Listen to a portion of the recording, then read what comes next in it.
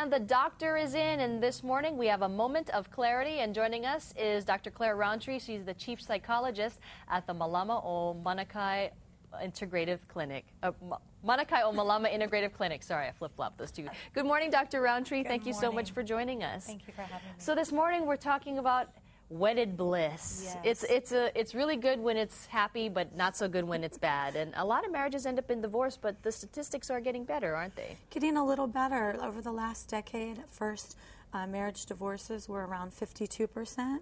Now we've seen that drop a little bit to 47%, but yet 60% of second marriages still end in divorce. And what are the reasons for that? And is it still relevant in today's society when you talk about marriage? Well, the reasons for getting married have changed. Women have financial parity.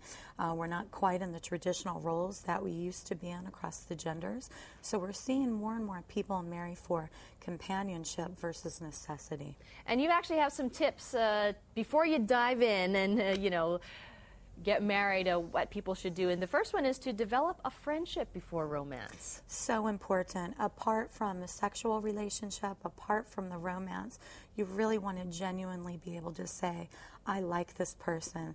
They amuse me, they comfort me, and I would choose to spend time with them regardless of any other aspect of the relationship. Number two is to clarify role expectations early on in the relationship. This is so important. Many people don't talk about role expectations before they get married. Who's going to do the laundry?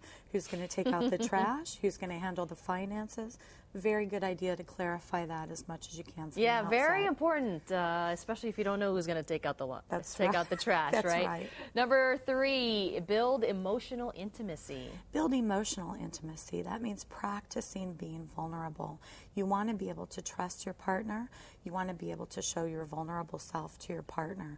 And oftentimes that level of emotional intimacy really carries a marriage through in troubled times. Here's one thing that not many people like to talk about. It's discussing sexual expectations. Very important to talk about what those sexual expectations are in a marriage with regard to frequency, what the rules are around the sexual relationship.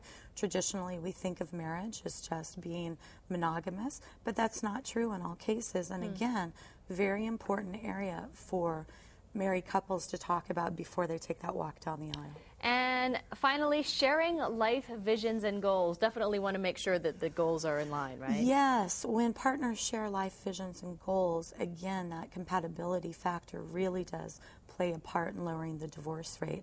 Do we want to have children? Do we want to attend religious services? Are we spenders or savers? Really important considerations. And really quickly, what should you do if you haven't discussed any of these things and you're already married? It's not too late.